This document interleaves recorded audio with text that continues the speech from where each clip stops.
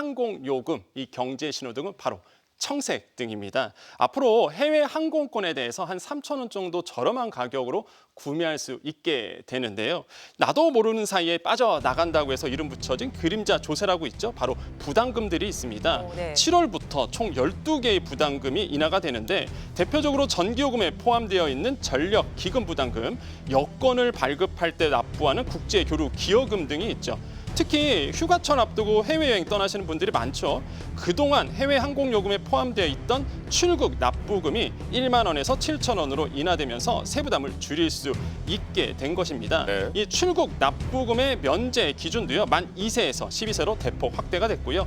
이미 항공권을 예매했어도 7월 1일부터 이후에 출국하신다 그러면 걱정하지 않으셔도 될 것 같습니다. 현재 협의 중인 온라인 환불 청구 시스템 구축 중에 있는데 이게 구축되는 대로 추후 환불도 가능해질 예정입니다. 그렇군요. 이렇게 조금이나가 마마마 요금이 꺾인다고 하니까 참 반가운 소식인데 7월부터 교통비도 달라지는 게 있어요. 네, 그렇습니다. 한 달 6만 원대 서울시 대중교통을 무제한으로 이용할 수 있는 기후동행 카드가 있죠. 이 기후동행 카드에 대한 경제 신호등 바로 청색등입니다.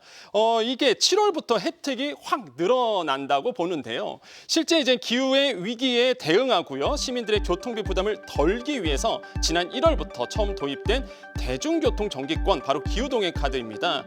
지난달부터 이용 데이터를 분석해 봤더니 이용자 한 명당 월 평균 약 3만 원의 교통비를 절감하고 있는 것으로 나타났어요. 그리고 바로 어제였습니다. 본격적으로 이제 시행이 되면서 혜택이 확대가 됐는데요.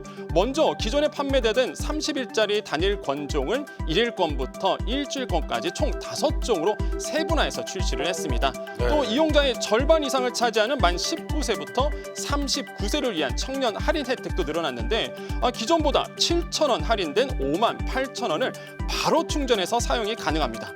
하반기부터는요 신용카드와 결합해서 매월 자동으로 요금이 결제되는 후불 기후동행 카드도 출시될 예정입니다.